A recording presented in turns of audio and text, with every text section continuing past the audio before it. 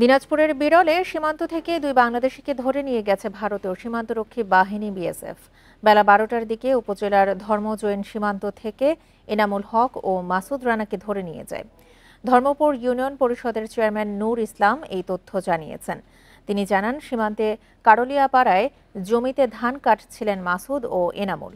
এ সময় তাদের দুইজনকে ধরে নিয়ে যায় বিএসএফ। তাৎক্ষণিক দুই ভারতীয় নাগরিককেও আটক করে স্থানীয়রা। তবে এই বিষয়ে বিজেপির কোনো বক্তব্য পাওয়া যায়নি। এদিকে এই নিয়ে সীমান্তে চরম উত্তেজনা বিরাজ করছে।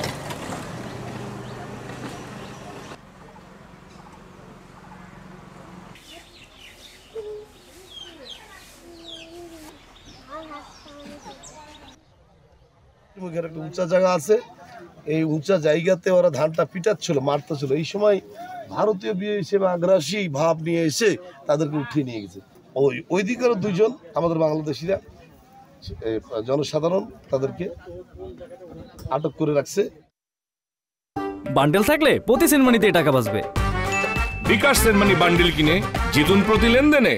দিনাজপুরের বিরলে সীমান্ত থেকে দুই বাংলাদেশিকে ধরে নিয়ে গেছে বিএসএফ। পাল্টা জবাবে দুই ভারতীয়কে আটকে রেখেছে গ্রামবাসী। এ নিয়ে আরো জানাতে দিনাজপুর থেকে যোগ দিচ্ছেন সহকর্মী এস এম আলমগীর। আলমগীর, এই বিষয়ে কি এখন পর্যন্ত বিজেপি বিএসএফ এর কোনো বৈঠক হয়েছে?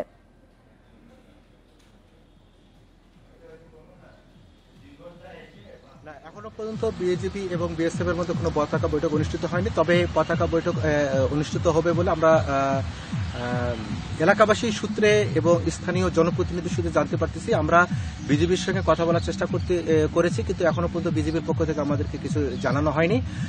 তবে এই নিয়ে কিন্তু আসলে এই যেসব গ্রামবাসীদেরকে ধরে নিয়ে গেছে বাংলাদেশিদের, এই গ্রামবাসীদের মধ্যে উৎকণ্ঠা বিরাজ করছে।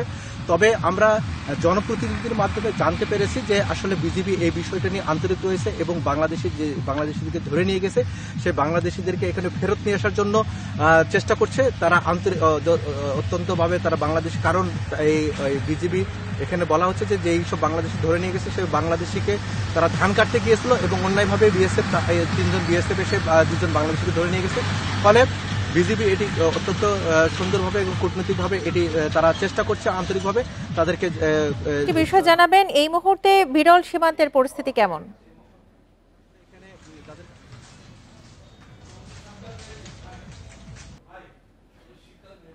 আলমগীর, শুনতে পাচ্ছেন? জি জি, বলেন প্লিজ। বিরল সীমান্তের পরিস্থিতি এখন কেমন রয়েছে? বিশেষ করে নিরাপত্তা জোরদার করা হয়েছে কিনা? হ্যাঁ, এই মুহূর্তে বিরল সীমান্তের পরিস্থিতি শান্ত রয়েছে, নিরাপত্তা কিছুটা জোরদার করা রয়েছে। বিজিবি তারা সতর্ক অবস্থানে রয়েছে, এলাকাবাসীকেও সতর্ক অবস্থানে রাখা হয়েছে। তবে কোনো ধরনের কোনো অপ্রীতিকর কোনো ঘটনা ঘটবে না বলে আমাদেরকে বিজিবি সূত্রে নিশ্চিত করা হয়েছে। দিনাজপুর থেকে সবশেষ তথ্য নিয়ে জানাচ্ছিলেন আমাদের সহকর্মী এস এম আলমগীর।